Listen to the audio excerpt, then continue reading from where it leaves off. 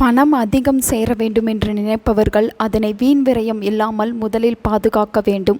அதாவது செலவுகளை குறைப்பது மகாலட்சுமிக்கு ரொம்பவும் பிடித்தமான செயலாகும். தாம் தூம் என்று செலவு செய்பவர்கள் இடத்தில் மகாலட்சுமி அதிக காலம் தங்குவதில்லை. மாறாக அந்த செலவு இயலாதவர்களுக்கு தானமாக செய்தால் பன்மடங்கு பெருகும் என்பது ஐதீகம்.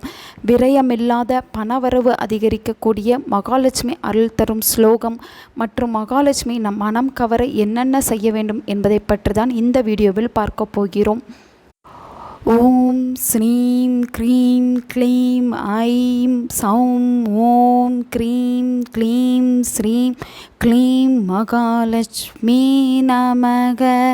இந்த மந்திரத்தை தினமும் காலையில் நீராடிய பிறகு தூய மனதுடன் அமைதியான இடத்தில் அல்லது பூஜை அறையில் அமர்ந்து 108 முறை உச்சரித்து வந்தால் மகாலட்சுமியின் அருள் கிடைத்து பணவரவு அதிகரிக்கும் என்பது நம்பிக்கை. அது மட்டுமல்லாமல் வீணாக வரக்கூடிய செலவுகளையும் தவிர்க்கலாம். இந்த மந்திரத்தை ஜெபிக்கும் போது மகாலட்சுமியின் திருவுருவப் படத்தை அல்லது சிலையை வாசம் மிகுந்த மலர்களால் அலங்கரிக்க வேண்டும்.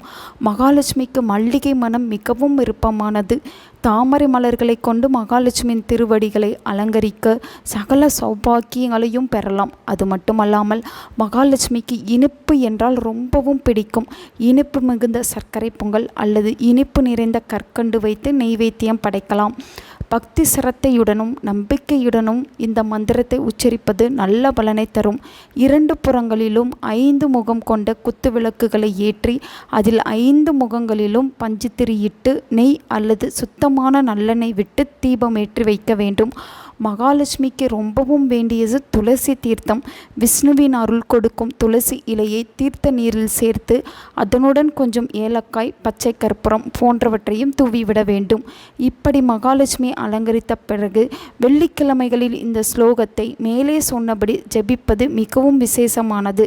பத்மாசனத்தில் அல்லது சாதாரணமாக கால்களை மடித்து வைத்து தியான நிலையில் அமர்ந்து 108 அல்லது 1008 முறை கூட இந்த மகாலட்சுமியின் சக்தி வாய்ந்த ஸ்லோகத்தை உச்சரிக்கலாம். தினமும் சொல்ல முடியாதவர்கள் கூட வெள்ளிக்கிழமையில் மட்டும் இப்படி செய்யலாம். இம்மந்திரத்தின் அதிர்வலைகள் தெய்வீக சக்தியை ஈர்க்கக்கூடியது.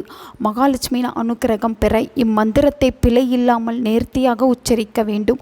மகாலட்சுமியின் இந்த சக்தி வாய்ந்த பீஜ மந்திரம் சரியான உச்சரிப்பு இல்லாமல் பிழையோடு உச்சரித்தால் எதிர்விளைவுகள் ஏற்படும். முதலில் பயிற்சி செய்த பிறகு பின்னர் பூஜை அறையில் தியான நிலையில் அமர்ந்து சரீர மற்றும் மன சுத்தத்தோடு வேண்டினால் நிச்சயம் பொருளாதார ரீதியாக சிறந்த முன்னேற்றம் அடையலாம். தொழில் வளர்ச்சி பெறவும் பொருட்கள் ஈட்டவும் இந்த மந்திரத்தை உச்சரித்து மகாலட்சுமியின் அருளோடு வேண்டிய வரங்களையும் பெறலாம். உங்கள் நண்பர்களுக்கும் உங்கள் உறவினர்களுக்கும் இந்த வீடியோவை ஷேர் பண்ணுங்க. அவங்களும் இதை பற்றி தெரிஞ்சுக்கிடட்டும். ஆன்மீகம் டிவி தமிழ் சேனலை சப்ஸ்கிரைப் பண்ணுங்க.